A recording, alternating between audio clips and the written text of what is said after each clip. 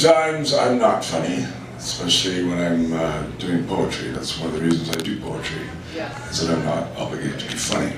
This is probably the scariest poem I've ever written. Scary to me, and particularly over the last few weeks, it's been imminently frightening. It's called Little Red Gloves. There's a truth about feelings I've come to know. When I bury them alive and shallow. The crush she and I shared long ago for the few months we had dated was like roses we let dry away from the sun. Colors matured but never faded. She had gone through cancer too, and her son and my daughter were grown. So we weathered through email, Facebook, text tag to find a time and a place to sit down. She is movie star gorgeous, camel hair coat, red wool scarf and gloves. I am rumpled, self-important and lonely, which makes me very funny. Her giggling gales gush as she wipes tears of laughter away with her little red gloves. I confess to the steps to sobriety I've done and to the amends I have listed. To my mother, my daughter, my brother and 2 sisters. Her eyes are so clear, drawing me close, her youth so impossibly present. I ask her if her Dorian Gray portrait is just dust now. And then a breath and a quieting. Then the God of my understanding pulls up a chair and sits down. And I ask, is there an amends from back in the day that I can make to you? She takes perhaps 5 seconds to answer, a gift I pray I might repay someday with these words.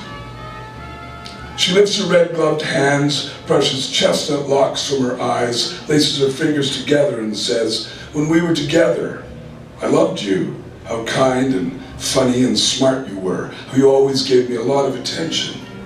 Fingers spread wide, press hard against the rotting grave, but the coffin lid caves. Sometimes you put pressure on me. Her red gloves rise to block her ghost's advances. Pressure. You know what I mean? I know what she means. Her eyes are so kind as she looks deep into mine. Because my father, you remember, was a creep back then. It made me feel a cold hurt, like that is all I am to men. And I, a greedy 25-year-old fool, had made her feel that again. My eyes waterboard with tears, ears burn with Salem's torch. My mind hashtags, not all men, yes all men, not you, yes you, not me, yes me. I'd never have done had I known. Had I known. All I can see now is her little red gloves, wishing they would curl into fists and start hitting me and never stop. But she just folds them softly, like memories in her lap. Suffocating, my head claustrophobic, I sputter. I was wrong. You never deserved anything like that ever, and you're worth galaxies more than that to me. Her little red gloves steady my gross, grasping paws. She smiles and gently nods. I know. It was ages ago. Thanks for letting me tell you. I feel so much better now that you know. For once, I'm out of words. You're doing really well, Rick. I'm so proud of you. I look down into the empty tomb as its spirit floats up into the sky so clear.